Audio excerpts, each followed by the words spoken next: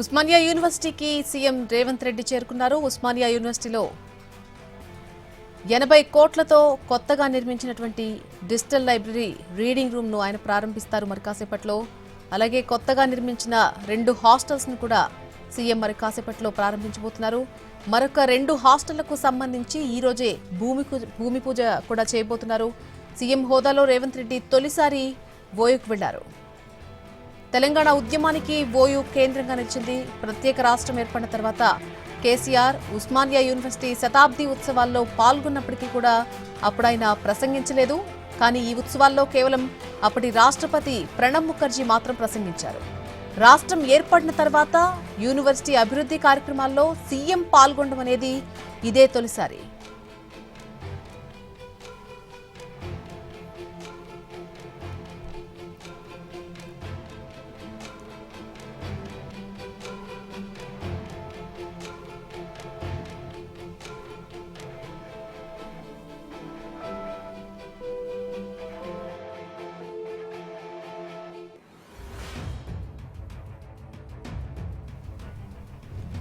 ఉస్మానియా యూనివర్సిటీకి సీఎం రేవంత్ రెడ్డి చేరుకున్నారు. ఉస్మానియా యూనివర్సిటీలో 80 కోట్లతో కొత్తగా నిర్మించినటువంటి hostel digital library reading room ను ఆయన ప్రారంభించారు. మరొక 2 హాస్టల్కు కూడా ఆయన మరి కాసేపట్లో భూమి పూజ చేస్తారు.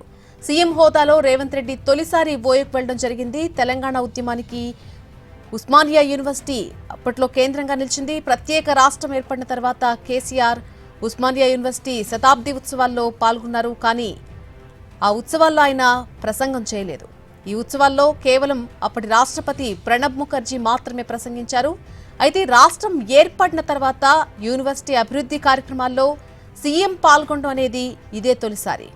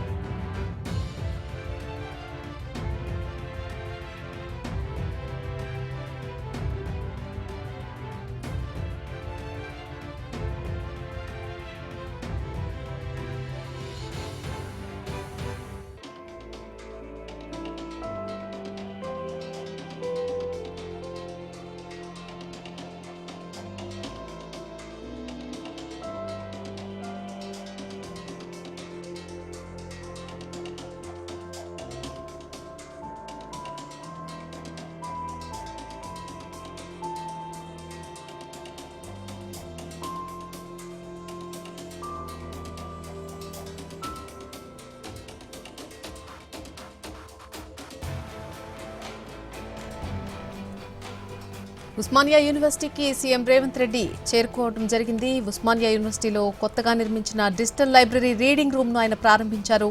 అలాగే కొత్తగా నిర్మించినటువంటి 2 హాస్టళ్లను సీఎం ప్రారంభించారు. మరొక 2 హాస్టళ్లకు భూమి పూజ చేస్తారు మరి కాసేపట్లో. సీఎం హోదాలో రేవంత్ రెడ్డి తొలిసారిగా ఓయూకు వెళ్తున్నారు. తెలంగాణ ఉద్యమానికి ఓయూ అనేది కేంద్రంగా నిలిచింది. ప్రత్యేక రాష్ట్రం ఏర్పడిన తర్వాత కేసీఆర్ ఉస్మానియా యూనివర్సిటీ శతాబ్ది ఉత్సవాల్లో అప్పట్లో పాల్గొన్నారు. కానీ అప్పట్లో ఆయన ఎటువంటి ప్రసంగం అనేది అక్కడ చేయలేదు. ఆ ఉత్సవాల్లో కేవలం అప్పటి రాష్ట్రపతి ప్రణబ్ ముఖర్జీ మాత్రం ప్రసంగించారు. కానీ రాష్ట్రం ఏర్పడిన ఇన్నేళ్ల తర్వాత యూనివర్సిటీ అభివృద్ధి కార్యక్రమాల్లో మొట్టమొదటిసారిగా ఒక సీఎం పాల్గొనడం అనేది ఇదే తొలిసారి.